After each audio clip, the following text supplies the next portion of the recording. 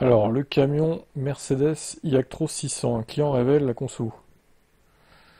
3 semaines après son arrivée dans l'entreprise, iActros 600 a affiché près de 6000 km au compteur. Une première mission de 575 km avec un chargement de 8 tonnes a permis de mesurer la consommation du camion à 85,7 kWh pour 100 km, avec 20% d'autonomie restante à l'arrivée. Oh, c'est pas si énorme, en vrai, ça va, je trouve. Comparé à un camion diesel classique, la consommation de l'Electros 600 démontre une efficience remarquable. À titre de comparaison, un poids lourd thermique équivalent consomme en moyenne entre 28 et 35 litres de gazole au 100, ce qui équivaut à entre 280 et 350 kWh d'énergie.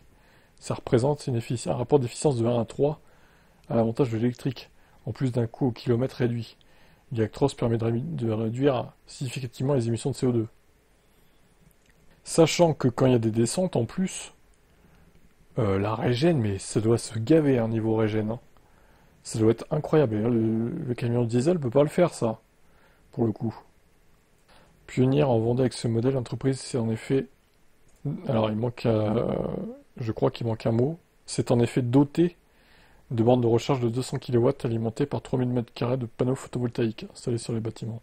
Ce système d'autoconsommation garantit un coût d'exploitation optimal pour ce véhicule électrique conçu pour une autonomie allant jusqu'à 500 km sans recharge intermédiaire.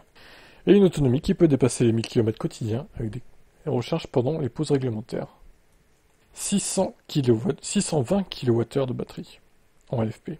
Les transports de Roc, qui comptent 80 salariés et 70 camions, ne comptent pas s'arrêter là. Damien de Roc envisage déjà d'ouvrir ses bornes aux transporteurs voisins. Mes conducteurs sont fiers de contribuer à un avenir plus durable. Eh ben, super entreprise, franchement, ils montrent l'exemple, je trouve. Donc félicitations à vous, transporteurs de Roc. Vous montrez l'exemple, et j'espère que dans les années à venir, il y aura de plus en plus de transporteurs qui font le pas vers l'électrique.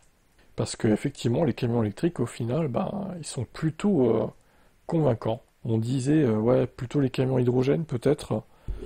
Ben, force est de constater que l'hydrogène, c'est un bide, hein, voilà, on va pas se mentir. Donc, vive les camions à batterie, j'ai envie de dire. Et le Tesla Semi, ben, il faudrait qu'il se dépêche de sortir aussi. En masse, parce que là, il se fait devancer, hein, clairement.